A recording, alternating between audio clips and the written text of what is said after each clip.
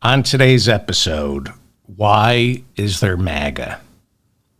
4 years ago, right around this time, COVID was raging, and I said the Democrats had to nominate Bernie. I said we needed a counter-revolution to the Trump revolution. We needed to reclaim the workers. I said the Democratic Party was perceived as out-of-touch elitists. We needed to reclaim not just the working class, but people who have fallen through the cracks, appeal to America's better angels the way Bobby Kennedy did. I said, that's how you win big. And I said that the way to beat MAGA is to address the Americans who have fallen through the cracks with real populism, not the faux populism that gives rise to fascism. That's what Viktor Orban, that's what Donald Trump uses, faux populism. Instead, my party chose Biden over Bernie, and I got in line, and so did Bernie. We all got behind Joe Biden because we know that he would be much better than Donald Trump. And while Joe Biden was not my first, second, third, or fourth choice, he has gotten more done for the working class and the people falling through the cracks since any president since Lyndon Baines Johnson. Joe Biden has temporarily lifted more people out of poverty than Lyndon Baines Johnson. And yet, I sit here this morning looking at the polls that seem to suggest that Trump is capturing way too many members of the working class and the lower middle class. Now, I've become very protective of Joe Biden. I think his age is an asset. I miss my grandfather. Yeah, he was a little slow as he got older, but I would love to hear him talk and give me advice again. Joe Biden is our grandfather, and I am getting very protective of him. Our economy still doesn't work for everyone, but that is not Joe Biden's fault. That is Donald Trump's fault.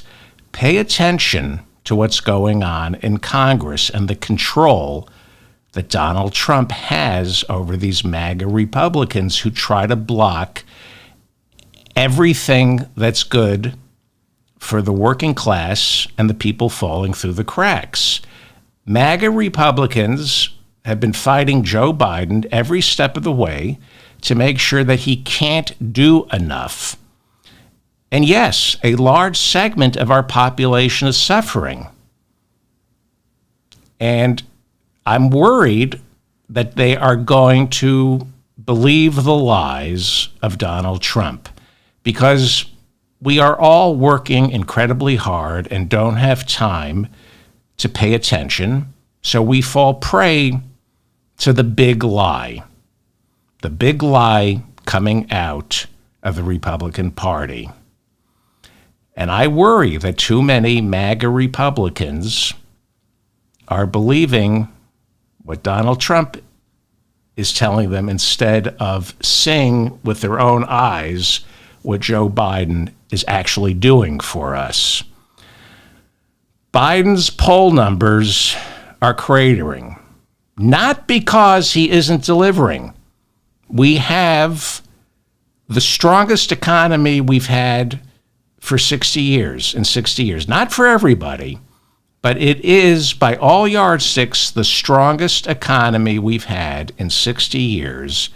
And yet Biden's poll numbers are cratering because he can't compete with the big lie. The big lie. Are you MAGA? When you meet someone who has the incontrovertible evidence proving Trump is a liar and a criminal, do you find yourself dismissing them with, the TDS is very strong with this one? I hear that a lot from Trump supporters. The TDS is very strong with this one. In case you're fortunate enough never to have met a Trump supporter, TDS stands for Trump Derangement Syndrome. Do you find yourself shouting, "Let's go, Brandon," as slang for FJB, which stands for F Joe Biden? That's the hobo code for exclusive members of the MAGA fraternity, whose perks include being able to blame everyone else for their own misfortunes. Do you think you sound learned when you proclaim with supreme certitude that taxation is theft? Then you might possibly be MAGA. Have you ever used the term fiat currency while demanding we audit the Fed without really knowing what any of that means? Then you just might be MAGA. Do you think Trump's tariffs on China came out of China's pocket? Do you think NATO countries pay dues to either NATO or America? Do you dismiss anyone who disagrees with you as a hair-sniffing pedo? Do you accuse Democrats of being jealous of Donald Trump's immense and non-existent wealth? Have you ever called someone a libtard or a snowflake who sheds liberal tears? Can all your problems in the world be reduced to DEI and the LGBTQ because you are a POS? Are all powerful black women thugs? Do the words diversity hire drip from your tongue alongside your acid reflux-infused drool? Then you most definitely are MAGA. Do you oppose government handouts by preaching personal responsibility while sitting in the drive-thru because the walker is in the trunk and it's too embarrassing to crawl into Wendy's for your mid-afternoon snack of 6 double patty Baconators with a tub of cheesy fries on the side? Then you just might be MAGA. Have you convinced yourself that the lowest unemployment rate in 60 years is a lie because Joe Biden's economy has made it impossible for a homophobic racist like yourself to find a job? Then you could possibly be a MAGA Republican. Are you convinced that guns keep you safe, even though there's not a single shred of evidence of anyone ever preventing a home invasion, a mugging, or a mass shooting with one? Then you might be MAGA. When presented with evidence that the states with the laxest gun laws have the most gun homicides in America, is your immediate response, "What about Chicago?" Not knowing that Chicago is a city, not a state, but that Illinois has a much lower gun homicide rate than Texas, Florida, and all the other right-to-carry states, then you might be MAGA. When you're told 50,000 Americans die each year from gun violence, is your automatic response, "Yeah, but how many of those are suicides?" As though there's no correlation between mental illness and gun violence. Then you, my friend, are probably MAGA. Do you insist that Donald Trump is innocent because he didn't rape E. Jean Carroll, he only sexually assaulted her? As though there's a difference and sexual assault is better than rape? Then you just might be MAGA. When it comes to personal finances, are you unaware that you owe more than you own? In other words, do you blame the homeless for falling through the cracks while you only see the house and car you think you own and not the massive debt that's about to make you homeless because you're unable to service it? Do you obsess with public schools teaching critical race and the LGBTQ agenda because fighting the woke agenda is the only way to get involved with your child's education since you're too stupid to help them with their algebra homework, then you just might be MAGA. Do you find yourself saying parents should have more say in their child's education, even though you dropped out of high school to have that child? Then you're probably MAGA. Are your bowels leaking while you insist the nanny state is trying to infantilize Americans by demanding we no longer subsidize the dairy, pork, and chicken industry? Have you stopped kissing members of the opposite sex because there isn't a mouthwash strong enough to mask the stench of bile heaving from your gut, but you still insist America's for-profit healthcare system is the best in the world? Then you, my friend, might be MAGA. Are your teeth falling out, but you blame government red tape for making a visit to the dentist unaffordable? Do you blame big government because the DMV took away your driver's license after you failed the eye exam because you can't afford to see an optometrist, while at the same time oppose universal health care, especially eye care, because if you ever get around to paying your taxes, you don't want to end up footing the bill for someone else's eyeglasses? Then you probably are MAGA. On today's show, we get out the jeweler's loop and try to locate and then examine the MAGA mind that believes the big lie. The big lie. Joe Biden's having a tough time competing with Donald Trump's big lie. This is the mop-up for February 21st, 2024. I'm David Feldman. Thank you for finding me. Please like this episode so I remain in your feed and share it with like-minded people. I'm coming to you from New York City. Now, roughly 15 years ago, on the heels of the financial crisis, we saw the not-so-spontaneous emergence of the Tea Party. And we can trace MAGA's roots to these very same dullards who proudly exclaimed, this is what they used to scream, "Get the government's hands off my Medicare and Social Security." Not ironically, they would proclaim, "Get the government's hands off my Medicare and Social Security." I thought they were joking. Now, the Tea Party was manufactured by the Koch brothers. It's astroturf. It's fake and phony. The Tea Party was fake. Working with former Congressman turned lobbyist Dick Armey from Americans for Prosperity, they would find idiots with no money, no education, and bust them into Washington, hand them signs, T-shirts, and costumes to fight Obamacare while calling for tax cuts, not realizing in so doing they were depriving themselves of the very social services they were so desperately in need of, especially free mental health care and free tuition at all public universities. They would really benefit from seeing a doctor, a psychiatrist or psychologist, and free tuition at public universities. Instead of being smart, Obama, they said, was Hitler because he was a socialist. And Nazis called themselves National Socialists. They did because, like Trump, Nazis were phony populists who try to trick the stupid into not believing they were fascists.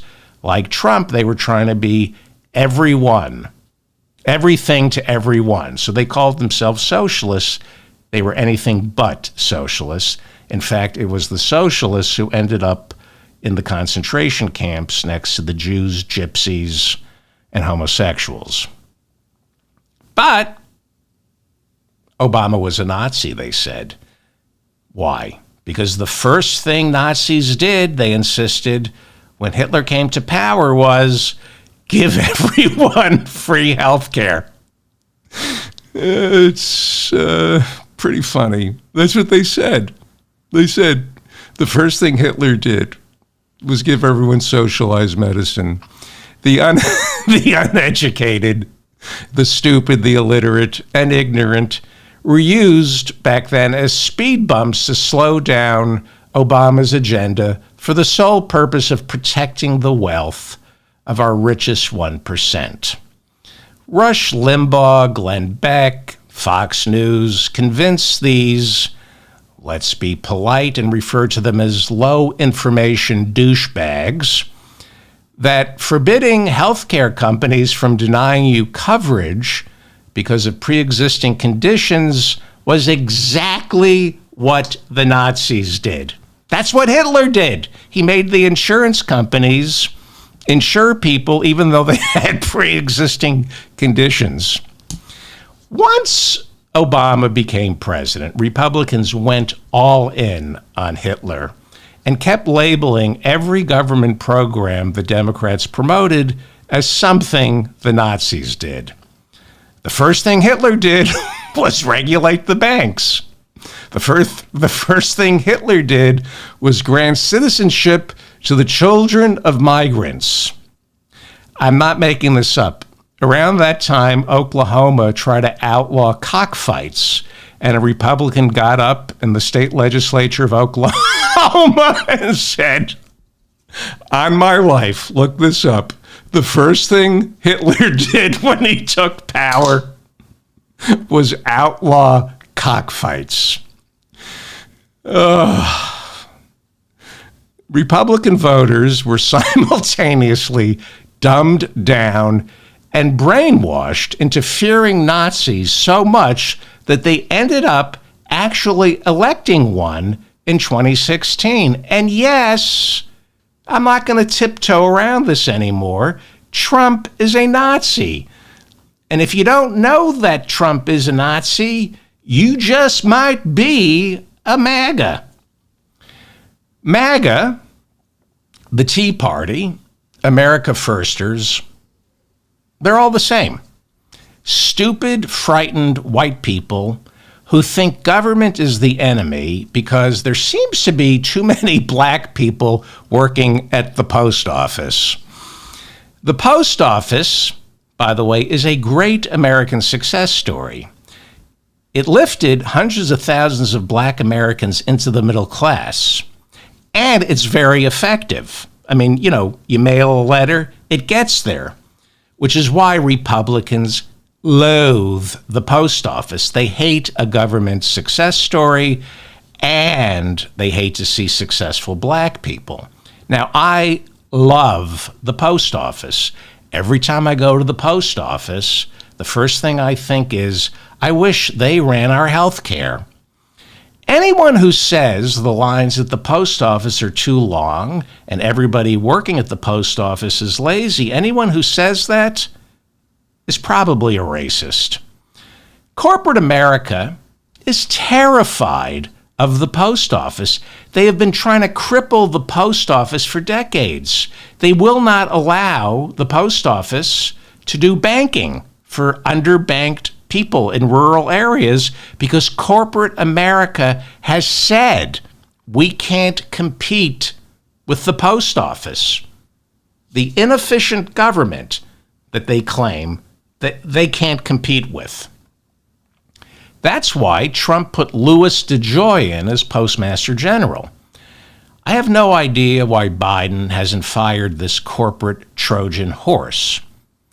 But to Biden and the Democrats' credit, the post office no longer has to fund its pension something like 3 centuries into the future. So it's almost becoming profitable. That was this trick that the Republicans played on the post office, making it fund its pension 50 years into the future. So it was saddled with this responsibility, and it was hurting the post office, but Biden fixed that. Who cares if the post office is profitable? The post office is our nation's infrastructure. It's the same as our bridges, our roads, our public schools. It's what keeps our economy growing. So what if the post office comes in $1 billion shy each year? Do you have any idea how much the post office adds to our GDP? But you hear MAGA constantly saying the government can't do anything right. Look at the post office. Anyone who says that is stupid and racist, which is redundant. So, you can't have the Tea Party, the America Firsters, or MAGA without stupid people. For the same reason, you can't have fascism without the stupid. Dietrich Bonhoeffer, I read you his quotes. Fascism, among other things, is the triumph of brawn over brain. And those who emphasize brawn over brain are stupid and dangerous. I keep getting complaints. Stop calling MAGA voters stupid. They're just going to double down and want to vote for Trump even more. I got news for you. Nothing you can say will stop them from voting for Trump. They're not going to vote for Trump. Do you know why stupid people are called dense? Because they're impenetrable.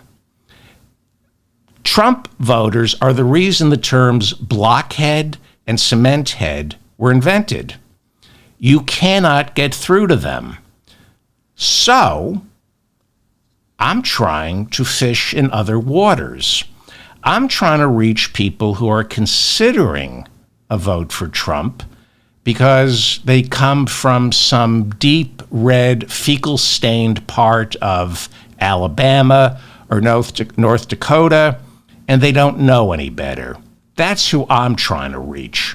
The young voter who has a sneaking suspicion his parents, his friends, teachers, and everyone around him is a moron.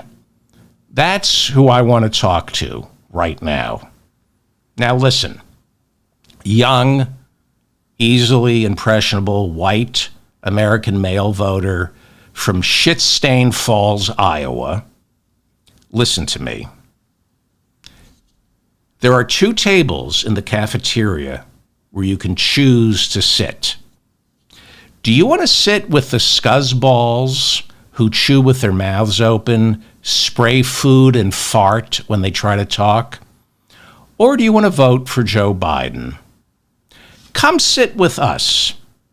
I'm not going to say we're the cool kids, but unlike the other table, we're kind, we don't bite, we're understanding, we're not afraid of being a little nerdy and nebbishy, and yeah, some of us might be queer, but don't worry, it's not catching. Now, let me talk to young, impressionable female voters. Do you want to date a MAGA vulgarian or someone who votes for Biden? I'm not talking about your personal life, who you want to be around. Do you want to date a MAGA vulgarian or a man or a woman who votes for Biden? Who do you think is more likely to respect your boundaries sexually and emotionally, and most importantly, find your clitoris? Angry, racist men with a chip on their shoulders are dangerous. They're not the marrying kind, and they know they're not the marrying kind, which is why they're so angry, and eventually they're going to take it out on you and try to convince you that it's your fault. Now, I've done an entire video this month on all the Trump White House men who have been arrested for sexually or physically assaulting their wives and girlfriends. Go look up that video and watch it. MAGA is the party of rape and spousal abuse because Donald Trump is a rapist. Don't ask me. Ask Judge Lewis Kaplan and the jury in the E. Jean Carroll trial. Donald Trump is an adjudicated racist. Do you think it's safe? I'm still talking to the women who think they might vote for Donald Trump. Do you think it's safe to date anyone who sees Donald Trump as a role model? As my sister and Republican Senator Mitt Romney said, why would I vote for a rapist? Why would you vote for a rapist? You're a woman. Why would you vote for men or self-hating women? Why would you vote for anyone who wants to force you to bring a rape baby to full term? So sit at our table. Vote for Joe Biden. Vote for the Democrats. It's much safer, and you'll be surprised to find out that it's a lot less work. You see, that's what a lot of people don't understand on the other side. Being stupid is a lot of hard work. It's easier to be a Democrat. We live longer. That's a fact. People who live in deep red districts are fatter, have more diseases. They live shorter, more uneducated lives than people who live in deep blue districts. That's not elitism. That's survival. So do you want to be MAGA? That sounds like a much harder life to me than embracing community and the social safety net of each other. It's a lot easier to recognize we're in this together, to lean on others. If you're thinking of being a MAGA Republican, if you're thinking of being part of this, take a good look at them. It's not a party. It's a cult of personality, and not a particularly good one. It's a religious cult with no holy books because the followers are just too stupid to read them. In fact, there's not even a platform. The Republicans no longer have a platform. There was, and you can look this up, there was no Republican platform back in 2020. Look it up. And there's not going to be one in 2024 because Trump is the platform. The Republicans have become the party for people who are too stupid to understand policy. So their politics are just Trump. Their politics is the deep, dark state is coming for Trump, so it must be dismantled. Republican policy is whatever benefits Donald Trump. MAGA is more of an identity than an ideology. The same way, the Tea Party was just a rancid, unattended porta potty of stupid people. Now, a lot of the early Tea Party people like to show up dressed like Sam Adams in tricorn hats to look like one of the American patriots who threw tea into Boston Harbor. And because they're stupid, these Tea Party cretins didn't know that Sam Adams and his revolutionaries dressed as Native Americans the night of the Tea Party. The Tea Party was a costume party. Sam Adams and our founding fathers didn't even have the courage of their own convictions to take responsibility for tossing the tea into Boston Harbor. They needed a scapegoat, the Native Americans. They wanted the British to blame it all on Native Americans. What a dick move that was. But if you're a member of the Tea Party or MAGA, why would you be expected to know that? Why expect you to know anything? Or why would you know that the Tea Party wasn't a protest against taxation?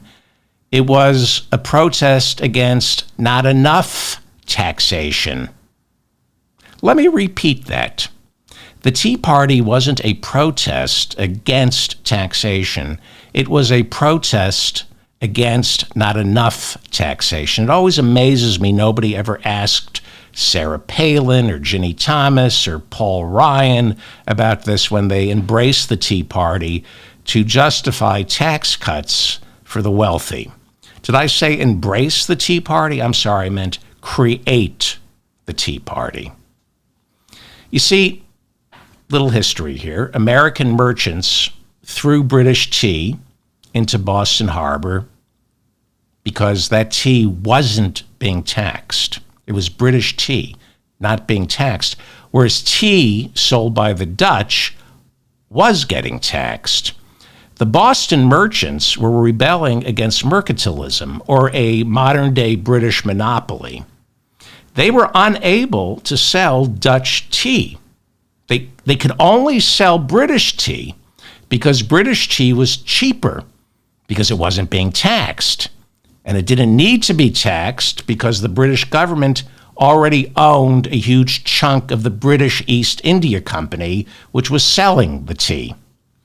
American merchants, the ones who dressed up as Native Americans for the Boston Tea Party to throw that tea into Boston Harbor, they hated the fact that they were forced to sell only British tea because British tea was artificially cheaper than Dutch tea because Dutch tea was getting taxed and British tea wasn't.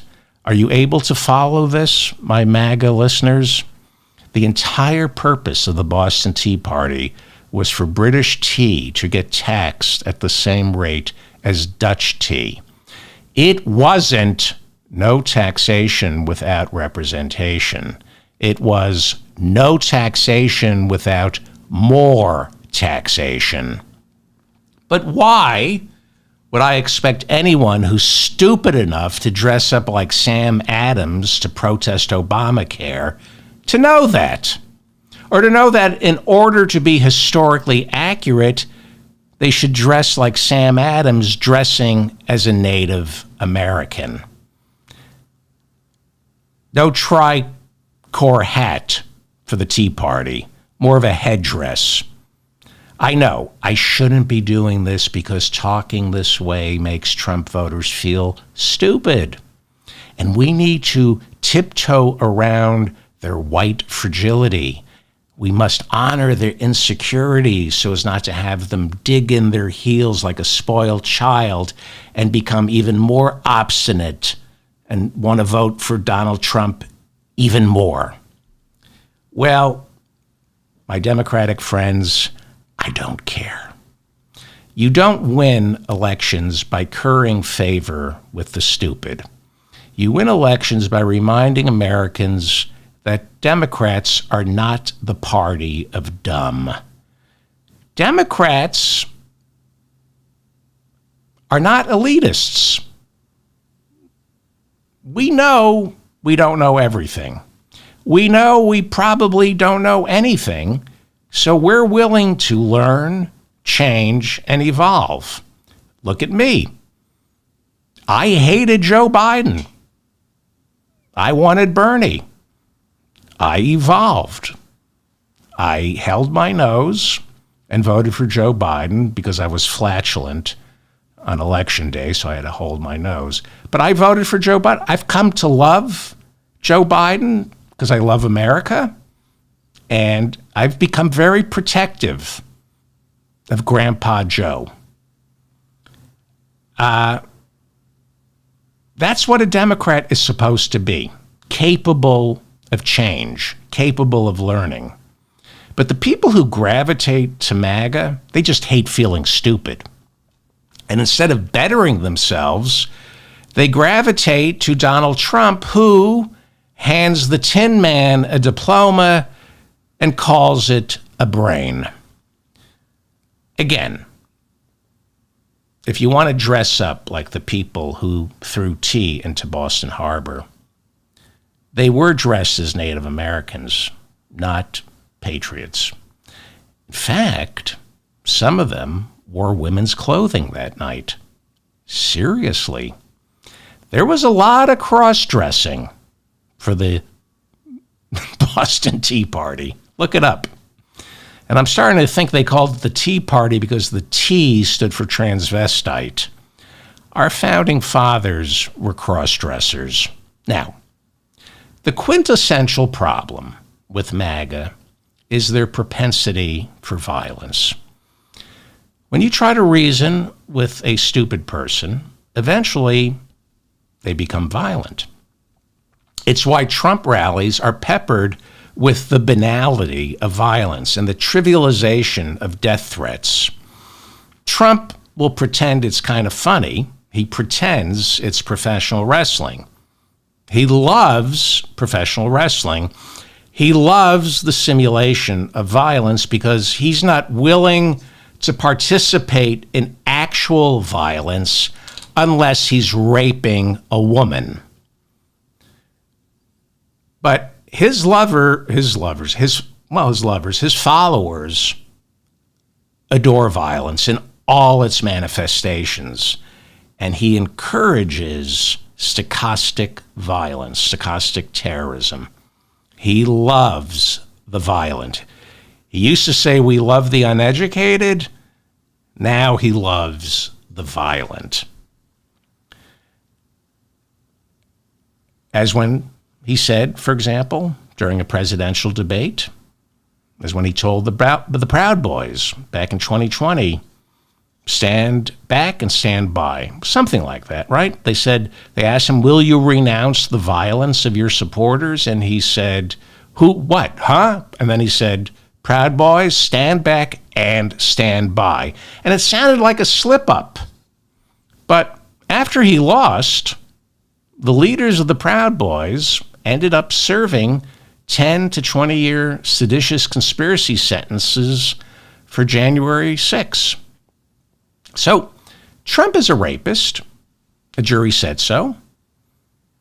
But he would never be violent with another man because he'd get his ass kicked, which is why he surrounds himself with other violent men who are willing to get violent with other men. And they also get violent with women. Watch that video. One of the founders of the Proud Boys, Gavin McInnes, also founded Vice, the big website. It's a pretty good website. They cut him loose. No idiot, he. Gavin fancies himself a humorist. The Proud Boys literally started the same way Donald Trump's political career did, as a goof. I'm showing you a headline from the Daily Beast. It's from 2 years ago. Penn State cancels comedy show featuring Gavin McInnes after campus protests. So Gavin thinks he's funny. And he's not an idiot. He helped found Vice, and there's something wrong with him, but he's not an idiot. He started the Proud Boys as a goof, the same way Donald Trump's political career started, as a goof. Trump didn't think he'd get elected president. There was nobody more surprised on election night 2016 than Donald Trump. And Gavin, when he started the Proud Boys, didn't think involuntary celibate men on the internet would use the Proud Boys as their call to arms. He had no idea. But angry, lonely, and dissatisfied losers took the Proud Boys and turned it into something Gavin never could have imagined, the same way MAGA far exceeded Trump's expectations. Trump was trying to pay off those Russian oligarchs he stole from. He wasn't trying to win the election. But it was Steve Bannon who saw the Proud Boys, that was Donald Trump's campaign manager, and recognized the power of those online forums and the rage inside the incel community. And he tapped in to the incel community, the involuntary celibate. That was Steve Bannon's work. And they became the muscle of the Trump administration. And we saw them out in full force on January 6th. Unlike Trump, Gavin McInnes, to his credit, kind of walked away from the Proud Boys, bemused at what he wrought. He walked away from it. He didn't owe money to the Russian mafia the way Trump did, and still does, which is why Trump embraced MAGA, the involuntary incels. He saw them as just another group of unwashed, brain-dead saps he could suck money out of. Trump will sell anything he could get away with. His grandfather was a pimp, and Trump is just following in the family business. Trump would sell herbal weight loss drugs if he weren't clinically obese. He would sell anything. As it already is, this is quite a stretch for Trump, who is now selling sneakers. In fact, that's the only stretching this out-of-shape pumpkin has done in the past 50 years. Not an athlete, but he will sell anything if someone's stupid enough to buy it. Rat-infested condos spray painted with imitation gold leaf, $2 sneakers spray painted in imitation gold leaf, sold for $800, but you can buy it on Temu for $16. Steak, cologne, even a university, and all of it worthless. But long ago, Donald Trump realized you can jack up the price on gold-plated garbage so long as you're marketing it to Americans with zero discernible taste. That's what Trump does. He markets gold-plated garbage to Americans with zero values. And those are the people who vote for him, people with zero values. They have no concept of what anything or anyone is worth because they have zero values. They think he's a Christian. They wouldn't know a Big Mac from a sirloin. They wouldn't know Jesus from Satan. They wouldn't know a Jim Jordan from a Jamie Raskin. They think Jim Jordan is Jamie Raskin's intellectual equal because they have zero values. They have no idea what anything or what anyone is actually worth. They have no idea that the chairman of the House Judiciary Committee, Jim Jordan, went to law school but failed the bar and cannot practice law, whereas Democrat Jamie Raskin not only passed the bar, but in his spare time teaches constitutional law. Trump voters have zero values. They don't know the difference between a Jamie Raskin and a Jim Jordan. You can take a Trump supporter, have him bite into a freshly caught trout, and then have him bite into a piece of shit, and they wouldn't know the difference until Trump told them the shit was worth 10 times as much as the trout, in which case the MAGA Republican would spend their entire life savings stocking up on Trump shit while insisting they can't make ends meet in this Biden economy. I can't make ends meet. The identical people who think Trump's sneakers are worth $900 and they insist will triple in value by next year are the same stooges who think, as president, Trump built the wall, got Mexico to pay for it, grew our economy, and didn't kill 1 million Americans by crapping the bed on COVID. I love how MAGA Republicans use COVID as the excuse for Donald Trump's failures. It's not fair to judge his economy against Joe Biden's because Trump had to deal with COVID. That's like saying it's not fair to say Jim Jordan can't practice law. All he did was fail the bar. That's not fair. I mean, if he passed the bar, he could practice law. That's the only reason he can't practice law. He failed the bar. He's Jamie Raskin's equivalent. So don't say Jim Jordan isn't a real lawyer. He didn't pass the bar. That's it. That's not fair. Trump, they say, would have had a successful economy but for COVID. He crapped the bed on COVID, you idiot. You don't give Trump a mulligan because of COVID. You blame him for 1 million dead Americans because he crapped the bed on COVID. And truth be told, before 2020, when COVID hit, when you're talking about the economy, even before COVID, Trump took Obama's economy and slowed it down. Obama had tremendous job growth and the GDP was growing. And then Trump immediately cut taxes for the wealthy. And before he gave us the greatest economic downturn since the Great Depression, Donald Trump had already begun to slow Obama's economy down. Job growth was diminishing. The growth of the economy was diminishing. And then 2020 came around and we had the worst recession since 1929. Now, if you're a Trump supporter, after all this, what can I tell you? You're stupid. But Trump people will say to me, then how come so many rich and well-educated people are voting for Trump? Because they know you're stupid.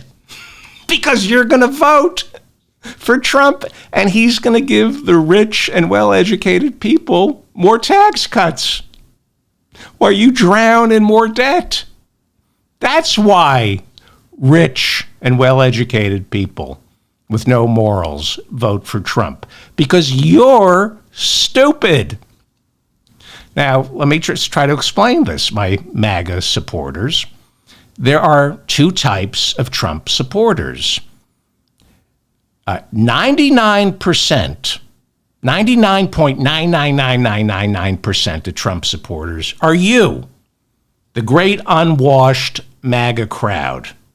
And below you are the handful of rich, educated MAGA bottom feeders. That's what I call them, the MAGA bottom feeders. They're the well-heeled elitists who live underneath, mocking you below your bellies. I'm talking about Steve Mnuchin, Jamie Dimon, the head of J.P. Morgan Chase, Wall Street hedge fund managers. They are the MAGA bottom feeders, lounging way below the MAGA crowd, getting fat off you, off your crap. They eat your crap. The MAGA crowd, you go with the current and you are fed a steady stream of lies and you crap out votes and, of course, money, tax cuts, and the bottom feeders quietly eat it all up and they get fatter and fatter while you struggle. So, what is my advice to my listeners? Because there's no talking. I have Trump listeners, but there's no talking to them. So what is my advice to my real listeners? Well, between now and Election Day, get one other person on the fence to vote for Joe Biden. Find the people who are genuinely on the fence. You know, a lot of Trump supporters play at being independents. Suss them out. Don't fall for that. They're a time suck. They live for trolling you, pretending they haven't made up their mind. Never argue with a MAGA troll, because that's all they have. All they have is their hatred, bigotry, and false sense of superiority that comes through living vicariously through Donald Trump. That's all they have. And they live vicariously through Trump by trying to make you cry. To better understand the MAGA desperation,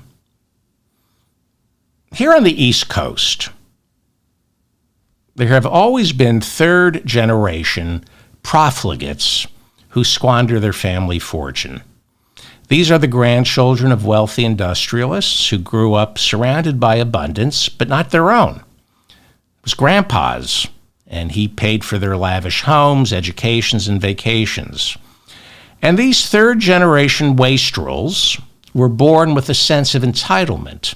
Many of them went off to good schools, and because they didn't know the meaning of hard work, instead of getting a good education at these excellent schools, they joined the right eating clubs, the right fraternities. They hired people to take their tests and write their papers and convinced themselves of their own superiority based on the wealth they were born into as opposed to the future wealth they otherwise would have to earn. Because these wastrels squandered their education, they are left with no choice but to come out of these schools convinced it's who, not what, you know. They gravitate to other non-serious members of their economic class who, because they too are third-generation wastrels, proceed to squander whatever fortune and opportunity that has been bequeathed to them. Soon, the money disappears as the marriages fail, child support, taxes, gambling debts, and back alimony go unpaid, while their American Express cards and line of credit are completely maxed out. But they still consider themselves upper class. They identify as upper class. How couldn't they? They see themselves as upper class, but they lack the one thing that allows them to be upper class, and that is money. So they medicate their denial with drugs and alcohol, and of course, blind rage. Great way to self-medicate, blind rage, while their debt mounts. And because they went to the finest schools and were raised in opulence, they couldn't possibly lower themselves to get a job beneath their perceived and self-deceptive status. They still think certain types of jobs are beneath them. They were born emotionally stunted, and now they're financially stunted, and it doesn't end well for these broken people. And in many ways, that's exactly who these MAGA voters are. They weren't born into a wealthy family, usually, but by virtue of being born white, they consider themselves to the manner born. Some of them might have a sense of entitlement that stems from that 1 year when they earned six figures and thought, well, that's who I am. I'm the guy who earned six figures in 1 year, even though it's been several years since that 1 year that I earned the six figures. And of course, I forgot to pay taxes on those six figures. Doesn't matter. They're still convinced that they're the guy who earns six figures a year, even though it happened once a long, long time ago. They have this sense that a six-figure salary is now owed to them. And they meanwhile complain about the social safety net, how they don't want to pay taxes, which they don't. They don't want to pay taxes because people of color and the migrants want handouts. At the same time, these MAGA Republicans are whining because everything isn't getting handed to them.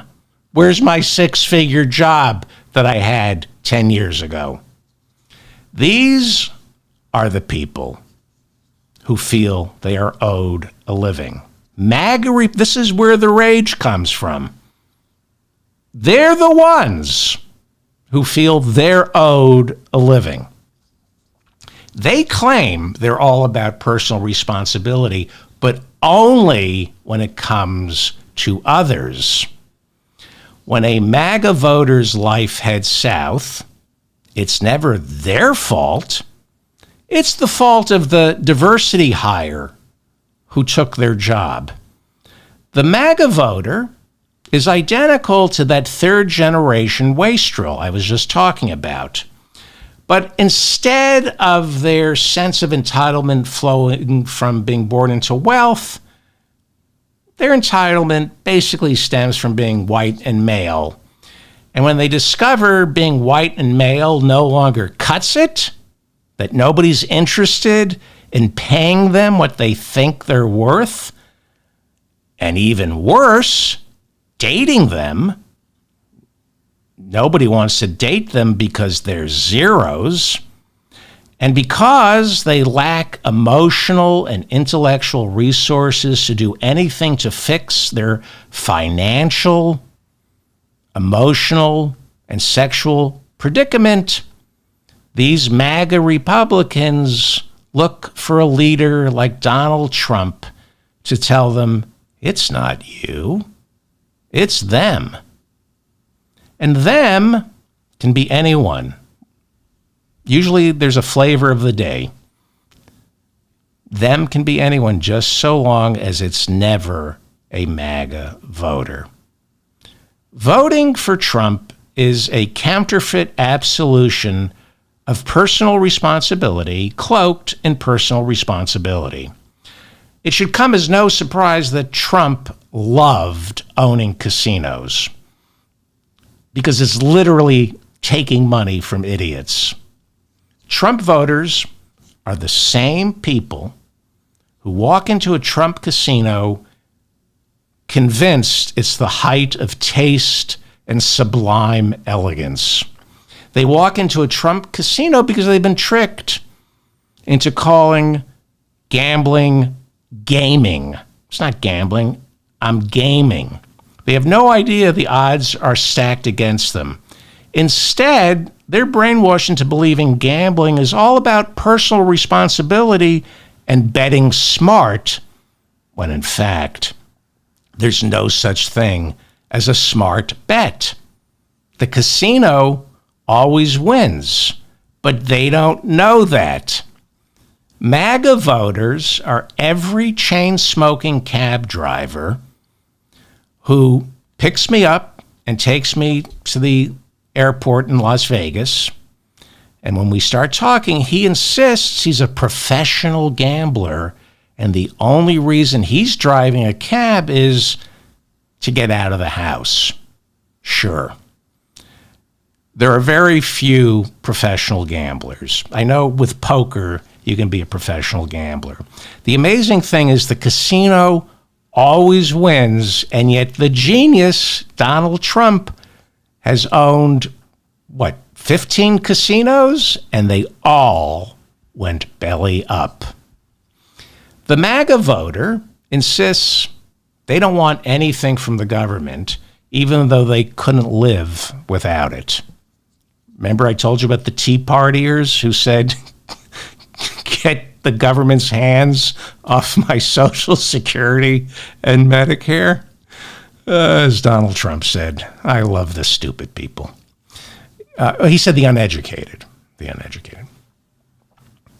When you talk to a MAGA voter, if you go over their finances and you tell them they're broke, they become indignant. The truth is most of these MAGA voters, like most Americans, have nothing.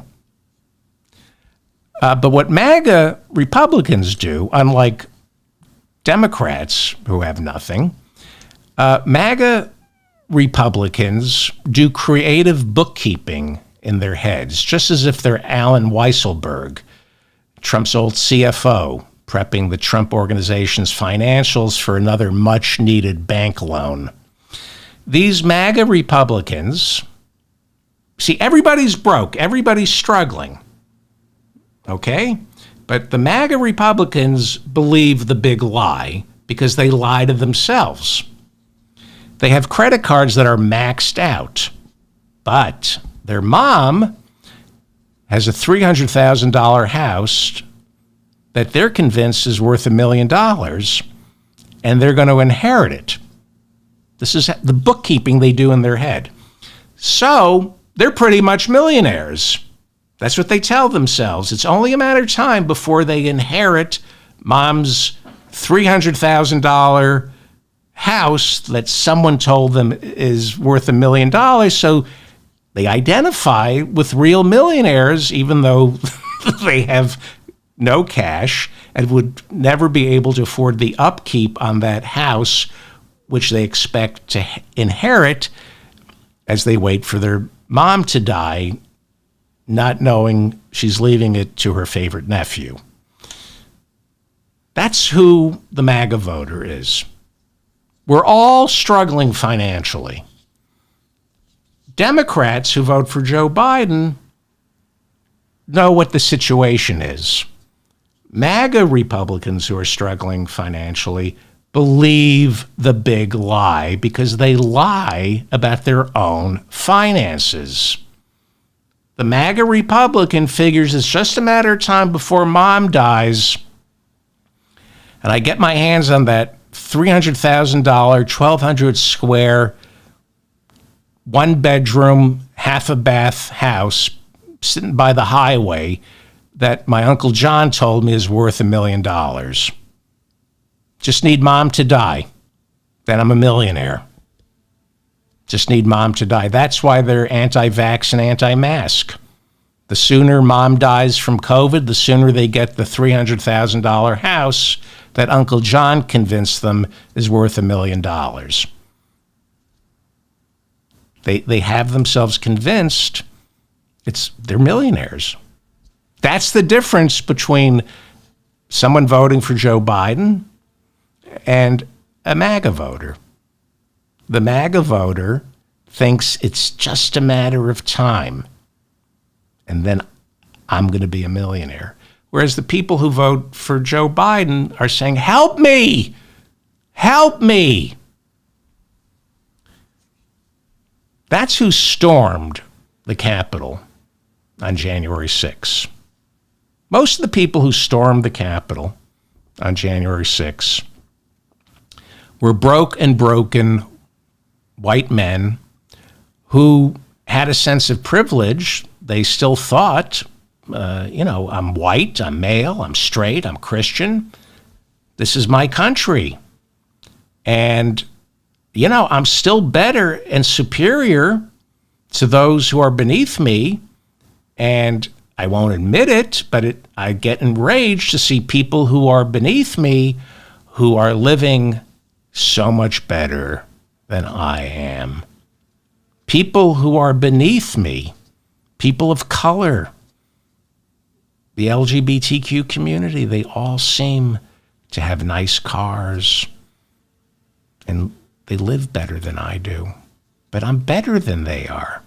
I was born white and male and Christian. This is my country. I want my country back. It's the great replacement. And those migrants, the Democrats are letting all those migrants in to replace me even further. The great replacement theory. There's a fabulous disconnect among Trump supporters. It's fascinating. I've read about them. They are in debt, but self-medicate by only counting what they own, not what they owe. They lie to themselves, and they're susceptible to the big lie. They only count what they own, not what they owe. Just like Trump. Just like Donald Trump. He only counts what he owns, not what he owes. He's the king of debt. He always owed more than he owned. That's who the MAGA voters are. They delude themselves, like Trump, into thinking they're wealthier, smarter, and of course, more entitled than everyone who is passing them by. Ashley Babbitt, the Horst Wessel of January 6, who was shot to death crawling through a window trying to get at members of Congress, has become a MAGA martyr. She served our country and then came back to America, and she ran a swimming pool company. And because of bad luck, her swimming pool company went underwater. And like any MAGA voter, she became delusional and still fancied herself an entrepreneur. She wasn't an employee. She was the one who did the hiring, even though there was nobody to hire because there was no longer any company. And by attaching herself to Donald Trump, she was endowed with a false sense of superiority and entitlement. She identified with the stolen election lie because she believed her business, her pool business, was stolen from her. I'm not a loser. It was stolen from me. And that's what's so appealing about the stolen election lie. I'm not a loser. It was stolen from me. Well, stolen or not stolen, you're still a loser. Donald Trump is a loser because he lost and he went out kicking and screaming. He still lost. He didn't get back into the White House. He's a loser. And the bills pile up because these people are delusional. And Trump is able to offer them an alternative universe where you get to blame someone else for your bad luck, someone else to blame for your inability to compete in the marketplace. You blame the woke libtards, the snowflakes. You got fired from your job because they took away your freedom of speech to use the N-word in the break room at work. They fired me because I used the N-word in the break room. What about freedom of speech? As I said, we're all struggling. This economy works for a rare few. But Joe Biden is growing this economy from the bottom up. He's only had 3 years. It takes time. Joe Biden is a good man, and he's a good father. And MAGA voters are too stupid, too broken to understand what a real loving father is. They never had one, and they certainly don't understand how an economy works. They certainly don't understand the real reason they're getting left behind.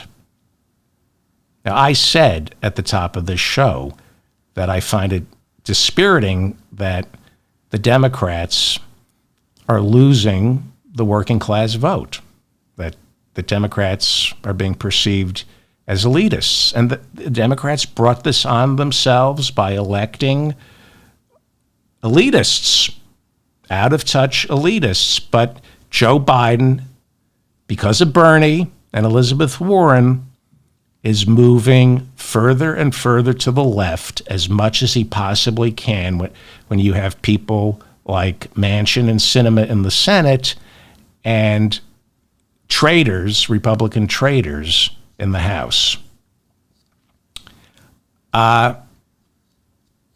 If this economy isn't working, if you're able-bodied and under the age of 50, there are a lot of job openings. Now, a lot of it is part-time. And so there are a lot of job openings that pay really nice hourly wages, but it's not full-time. So there are problems with this economy. But I suspect most MAGA Republicans who say they were doing a lot better when Donald Trump was president, they were never doing better. Nobody wants to hire them. Nobody wants to hire anybody who isn't willing to take responsibility for their own mistakes. It's always somebody else's mistake. It's the black lesbians' mistake. It's Biden's fault. It's the Democrats' fault. It's all the handouts to people of color that caused the inflation that's making it impossible for me to make ends meet, even though I seem to have plenty of money for guns, drugs, and gambling on the Super Bowl. No, it's the fault of the migrants, the Mexicans, the Arabs, and of course the transgender feminist Jews. The big lie. It is really hard for Joe Biden to compete with the big lie. What Trump does to a person like Ashley Babbitt or any of these January 6ers and MAGA voters, what he does is he channels their financial immiseration, their subconscious sense of inadequacy, and he transforms it into a swirling vortex of confusion and rage. And the next thing these people know, they're getting shot to death crawling through a window on January 6th. So, once again, I know we have some MAGA people watching because they love to write me. And I know the regular listeners to my show have written and told me they used to have MAGA people in their lives, and they still have to deal with them. Brothers, fathers who used to be, Kennedy liberals. Here's what I've come to learn with MAGA, and maybe this will help some of my listeners who are trying to maintain a relationship with these poisoned people. They are poisoned. They've been poisoned by Donald Trump. It's all about leadership. There's no Nazi, no Holocaust without Hitler. We're all looking for leadership, and Trump brings out the worst in people. Not everyone, but enough. The sad fact is there's no changing these MAGA Republicans. They are the abusive boyfriend, the abusive father, the abusive coworker, the abusive friend. They're abusive because their world is shrinking. And it would be so nice if they were who you thought they were, or were who they used to be, but they're not going to change, and they're not your responsibility. And my advice is to stay safe by staying away from them. Smile, but don't talk politics or anything with them. All they have is lashing out. Walk away. And my advice is it's okay to be angry with them and sometimes hate them. But the best way to defeat and protect yourself from them is to spend an hour a week working for the Democratic Party. You don't even need to leave your home. Most of the work these days can be done on the phone or on a Zoom call from the comfort of your apartment. It's gotten really, really easy to get involved, and do it locally. Go to your city council meetings, your school, especially your school board meetings, especially the school board meetings, and search out the Democrats and bond with them. They will show you the way. And ask yourself, what do you want? Do you want to defeat MAGA, or do you want Joe Biden and the Democrats to win in November? I want Joe Biden and the Democrats to win in November. You can never defeat MAGA voters. All we can do is make certain they know they're outnumbered by defeating Donald Trump. Gravitate to like-minded people. There is strength in number. Strength in numbers. And do it in your community. Focus on the local races. And even if you're my sister and Josh Gottheimer is your congressman, work for him anyway. Work for any down ballot Democratic candidate, because the left, the anti-corporate left, will never be able to take over this party until we have huge majorities in the House and the Senate. Let MAGA be MAGA. I was talking to my sister last night about Trump supporters, and I said, I can't believe how stupid and immoral they are. And she said, really? You grew up in New Jersey, David, and you can't believe how stupid and immoral people are? MAGA will always be with us. They're never going away. All we can do is outnumber them. And we outnumber them by making sure Moms for Liberty don't get control of our school boards and are emboldened by squatting out future generations of intolerant, hateful illiterates. Focus on the prize. The prize isn't defeating MAGA Republicans. The prize is outnumbering them. Gravitate to like-minded individuals and stop them from being drawn into Trump's orbit.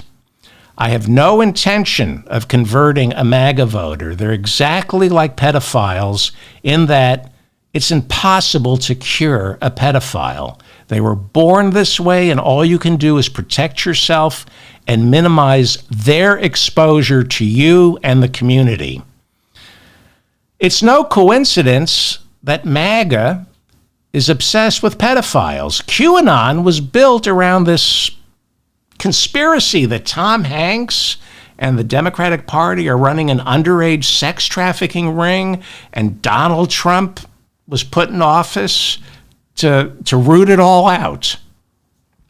You'll notice that anyone MAGA disagrees with is automatically called a pedophile. It's projection. And I'm not saying MAGA voters are pedophiles. I'm saying, like a pedophile, they're incurable. So don't get near them and warn people to stay away. Again, I'm not saying MAGA's obsession with pedophilia means they're pedophiles.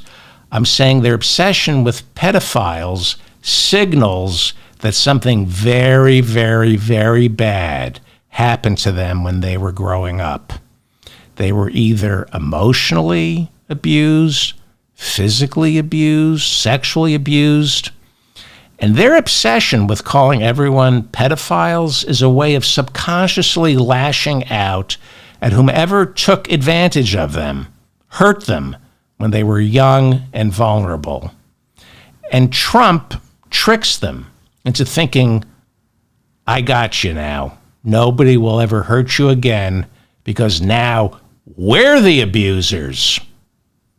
The same way they block out the fact that they owe more than they own, MAGA Republicans block out whatever abuse took place when they were children, and they convince themselves they're the all-powerful abuser now. And let's go, Brandon. Trump, 2024. F Joe Biden. We're taking our country back, even though Trump won in 2016, leaving MAGA voters angrier, more aggrieved, with even more liberal snowflakes to deal with. Pedophiles can't be cured, but they can be trained not to act on their impulses. And I believe eventually MAGA voters can also be trained not to act on their impulses by banishing their leader, by locking him up. The entire MAGA movement is about complete and utter lack of impulse control. Complete lack of impulse control, and they're led by Donald Trump, who has raised lack of impulse control to an art. Donald Trump is a rapist. He has no impulse control. He loses a defamation suit and responds to the loss by going out and defaming E. Jean Carroll again and again and again. He cannot control himself. He has no impulse control. We saw his behavior in the courtrooms, and what his supporters fail to grasp is, yes, Donald Trump, for the time being, gets away with not having any impulse control. But the rest of you who live vicariously through him, you can't get away with it. You don't have Vladimir Putin and Deutsche Bank catching you every time you fall the way Donald Trump does. Trump is their useful idiot. But you're useless idiots as far as they're concerned. Trump voters, you've been had. Those gold sneakers sell for $2 on Temu. Nobody's coming to rescue you. You can remain MAGA, but nobody's coming to rescue you. Nobody, the January 6ers, they're all behind bars. Nobody's coming to rescue them. Not Trump, not the Republican Party, not Putin. Nobody's coming to rescue you. When you fall through the cracks and live in a homeless encampment, nobody's coming to rescue you. You've been had. Now, here's the difference between a Biden voter and a MAGA voter. Many of us are in debt. Most of us are struggling. Many of us are involuntarily celibate, unable to find a lover. Most of us are incredibly lonely. But we know the solution to this is personal responsibility. We don't blame the woke culture for our inability to get along with others, get out of debt, or our loneliness. And we certainly don't blame the government, because we're smart enough to know that the only way to lift ourselves back up out of despair is not through the false promise of hyper-individualism. Rather, it's by working with others, playing well with others, by improving our community, not allowing someone else to suck it dry and then call it the free market. We know better. We know government is the only answer. We don't blame Washington. We try to improve it. We don't storm the Capitol and take a crap in Statuary Hall just because we're too lazy to learn how a bill becomes law. We've learned that politics, just like life, is an exercise in compromise. And getting everything we think we want is never a good idea. We know there's no such thing as a quick fix, that a charismatic God isn't going to drop from the sky to defeat all our imaginary enemies. That only happens in a Greek tragedy, emphasis on the word tragedy.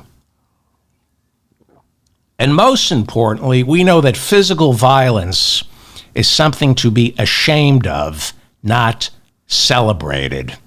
We know that resorting to physical violence and physical intimidation is the surest sign of mental and physical inadequacy.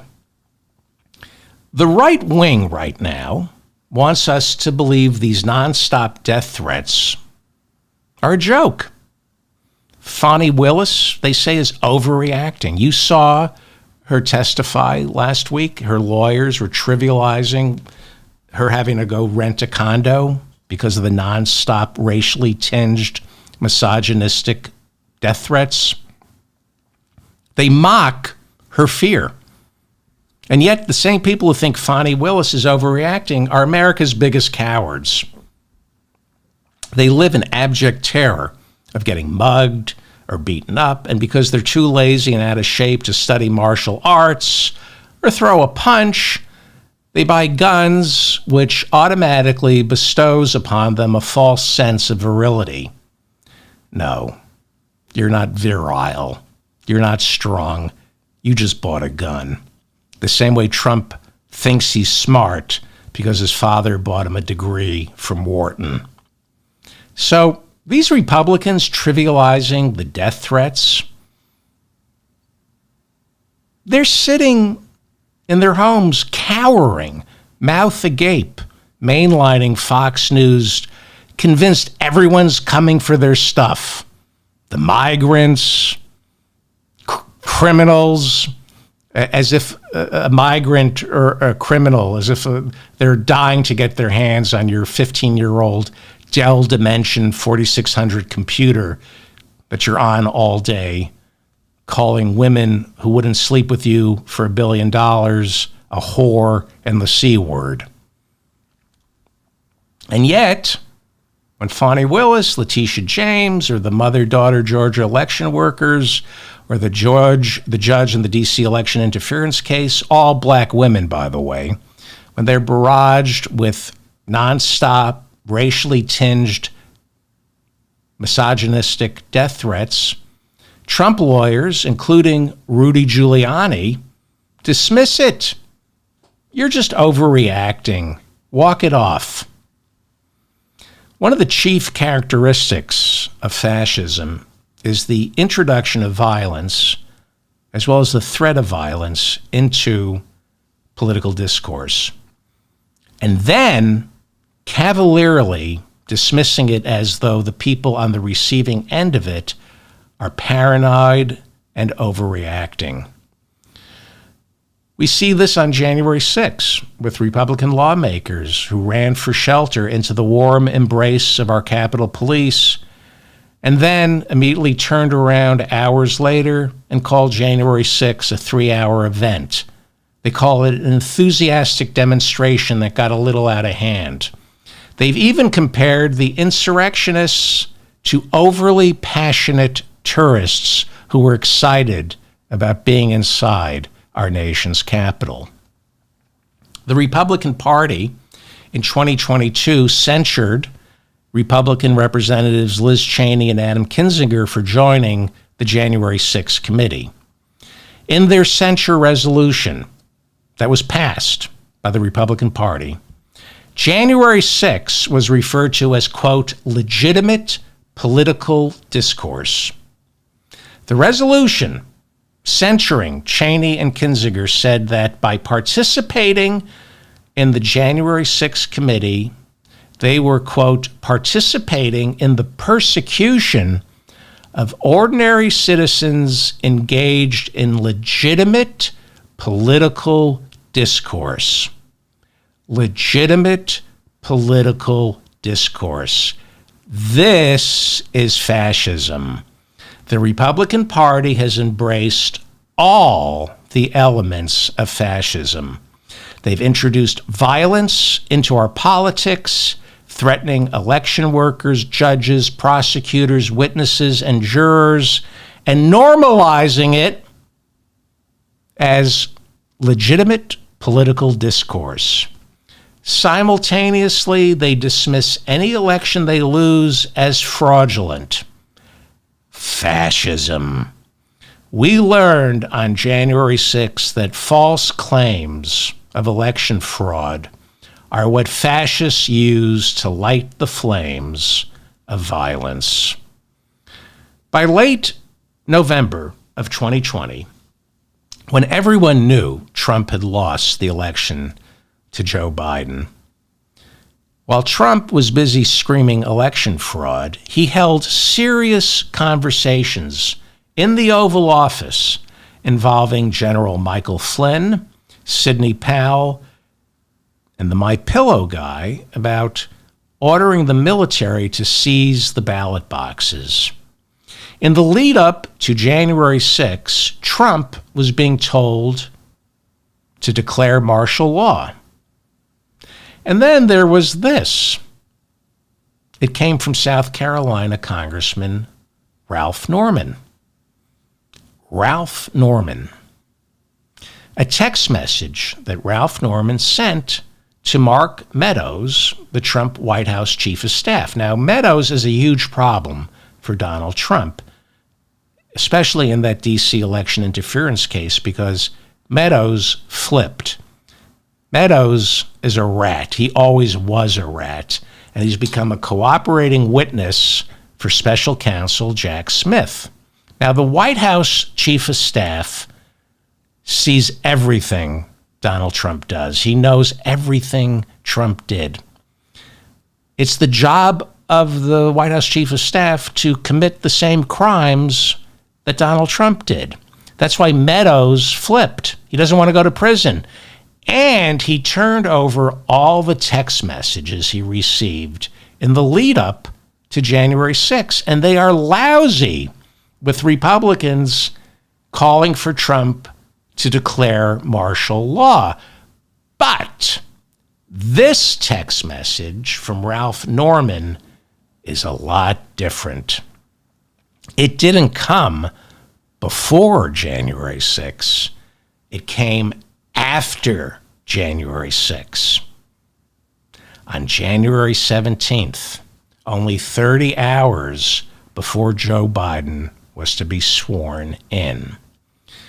The text message is, and Talking Points Memo got its hands on this.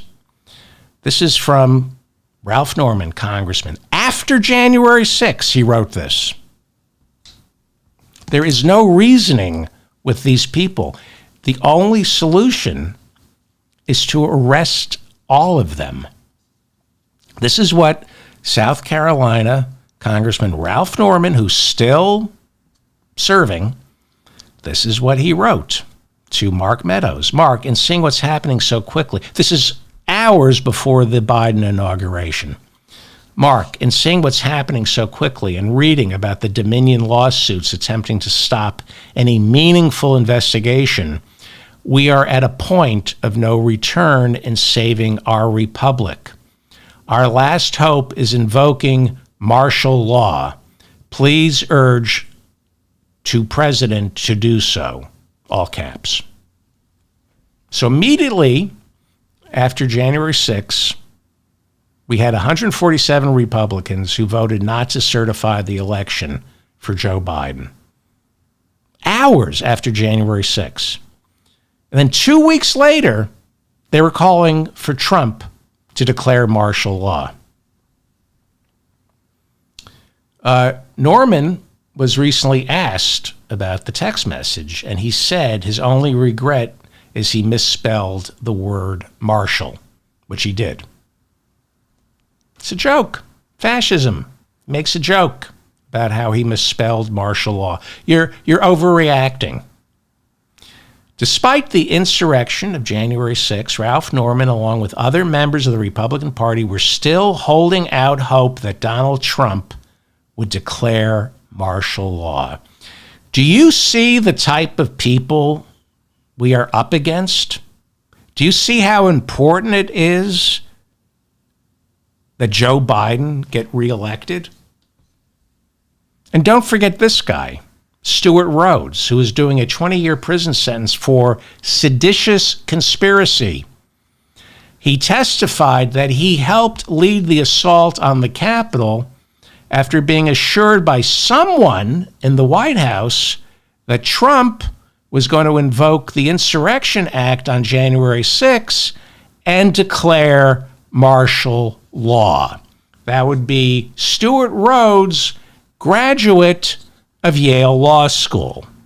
And somebody should also get to the bottom of why Sidney Powell, Trump's lawyer, who was indicted by Fani Willis and is now a cooperating witness, someone should find out why she was helping to pay Stewart Rhodes' legal fees.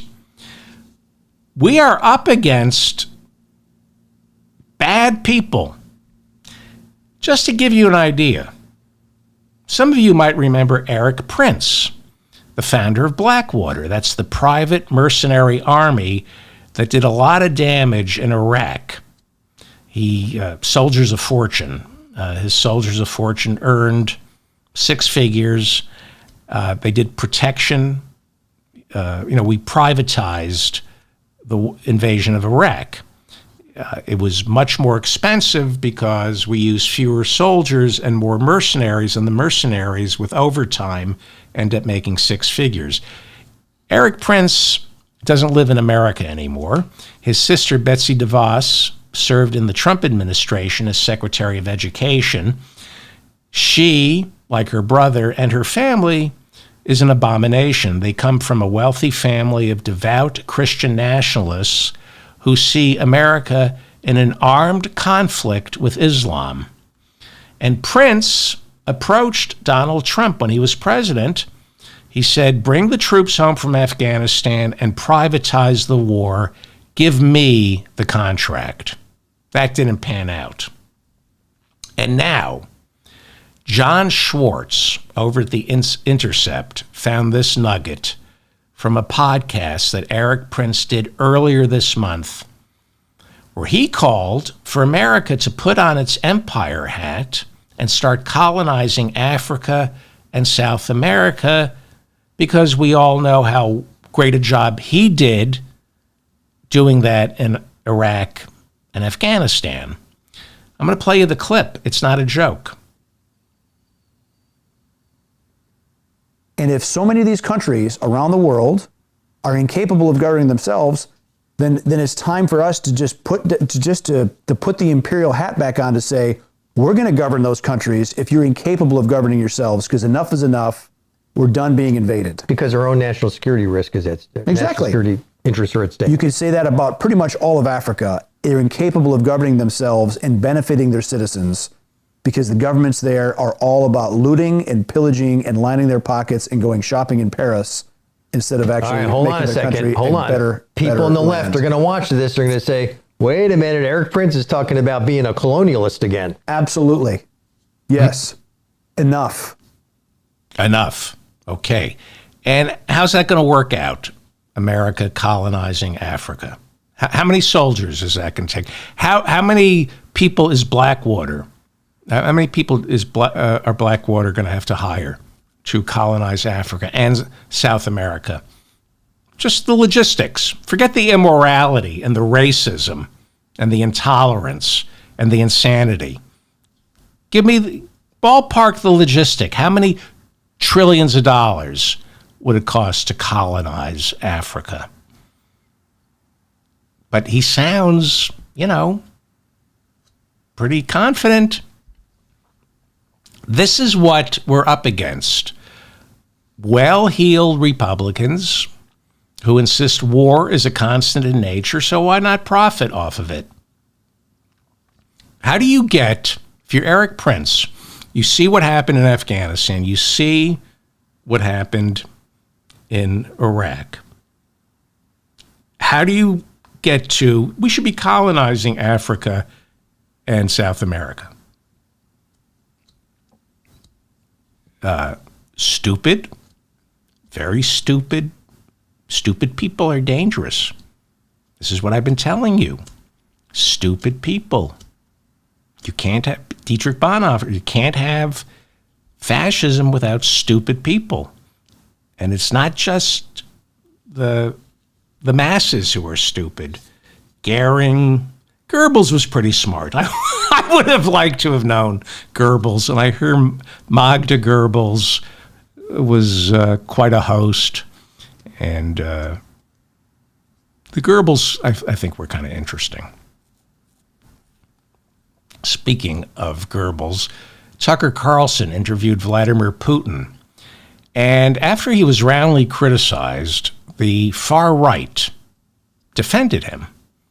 And they said, he's a journalist, and CNN is jealous that they didn't get the big interview with Vladimir Putin. Well, I don't think you know what journalism is. Journalism is not offering a platform to a brutal dictator so he can spout lies unchallenged while branding himself a reasonable leader. Journalism isn't interviewing someone. It's interviewing that person and then editing that interview down to size while interviewing other experts who can counter what Putin is saying. Meet the press isn't journalism. It's an opportunity to amplify lies that go unchallenged. When they're corrected on Meet the Press or Face the Nation, they just steamroll over it. That's not journalism.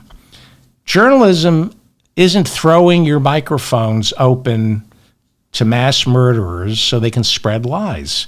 That's why CNN did such a disservice in 2016 when it stopped whatever it was doing because Trump is about to speak. On his way home from the interview, Carlson was interviewed by an Egyptian journalist who asked him about all the softball questions that he threw at Putin. Here is Tucker Carlson's glib, smug, self-serving answer. You didn't talk about freedom of speech in Russia. You did not talk about Navalny, about assassinations, about restrictions on opposition in the coming elections. I didn't talk about the things that every other American media outlet talks about. Why? Yes, this because is my those question. are covered, and because I have spent my life talking to people who run countries in various countries and have concluded the following. That every leader kills people, including my leader. Every leader kills people. Some kill more than others. Leadership requires killing people, sorry. That's why I wouldn't want to be a leader. See how it works? Carlson is a fascist. He's also the poster child for normalizing violence.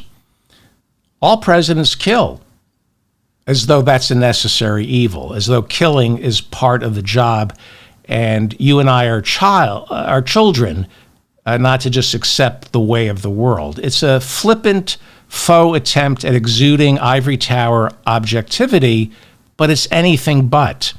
It's fascistic immorality disguised as polite and reasonable discourse. This is what fascists do. You trivialize violence. We should never accept that all leaders kill. You never accept that all nations invade other countries like Ukraine. Yes, all nations do a lot of bad things, especially ours. But we owe it to civilization not to normalize any of it by chalking it up to business as usual. The road to fascism is paved with cynicism, which tricks the easily tricked into lowering their standards and accepting very little from their dear leader. Now, Carlson's comments came right before the murder of Alexei Navalny, who was killed by Vladimir Putin inside the Polar Wolf prison north of the Arctic Circle in Siberia. Carlson condemned the murder, but Trump said nothing, other than comparing Navalny's situation to his own. Donald Trump wouldn't dare call Putin what he is, a brutal dictator. What you're going to be hearing from Putin apologists here in America, Republicans, right-wingers, people like Tucker Carlson, what you're going to be hearing from people who are rooting against Ukraine, rooting for Vladimir Putin, what you're going to hear from Republicans and right-wingers who are on Putin's payroll, you're going to hear that Navalny was just as bad as Putin. This is a little trick of the mind they're going to play with you. You're going to hear that Navalny was just as bad as Putin. By saying Navalny was just as bad as Putin, they're carrying Putin's water. You're going to hear that Navalny supported the war in Chechnya, that he was part of the Wall Street cabal that privatized and then stole Russia's state-run corporations, creating oligarchs with unlimited riches. You're going to hear that Navalny was an ultranationalist, a xenophobe who believed Ukraine belonged to Russia. You're going to hear that he supported the annexation of Crimea. And all of that may have been true at one time, but he evolved. He also opposed the kleptocracy permeating Putin's Russia. He also had evolved on many of his xenophobic nationalist stances. He was young at the time. He evolved the same way Bobby Kennedy evolved when he went from a die-hard Cold Warrior to one of our most vocal critics against the Vietnam War. And like Navalny, he ended up dead. The trick the pro-Putin wing of the Republican Party is playing on you right now is saying Navalny wasn't any better than Putin. By saying that, they come across as objective instead of what they really are doing, and that is providing political cover for Putin while at the same time holding up the funding for Ukraine, which just had its worst military setback in more than a year. Ukraine is now losing. Putin is now winning. And the latest poll numbers suggest so is Trump. The polls right now do not look good for Joe Biden right now. If Biden loses, Ukraine falls, Trump picks more Supreme Court justices, and we go back to fighting him inch by inch, instead of doing all the big things that we've started to do under Joe Biden, like getting off fossil fuels and making sure this economy grows from the bottom up. Biden isn't Bernie, but he's turned out to be the most consequential president in my lifetime, and that includes Johnson. So, there are a lot of things we should be working on right now. Climate change, prison reform, the homeless, arresting all the bankers. But that's not on the menu. I'm asking you to spend 1 hour a week. Don't talk to the MAGA morons. Go to work for the Democratic Party, and let's win this in November. I'm David Feldman, reminding you to stay strong and protect the weak. If you enjoyed any of this temper tantrum, please share it with like-minded people. Thank you to Bob in the chat room for keeping the conversation civilized. Please subscribe to this channel. Please subscribe to my newsletter. Please do all the things that you know what to do. Thank you. All right. Go work for the Democratic Party. Thank you.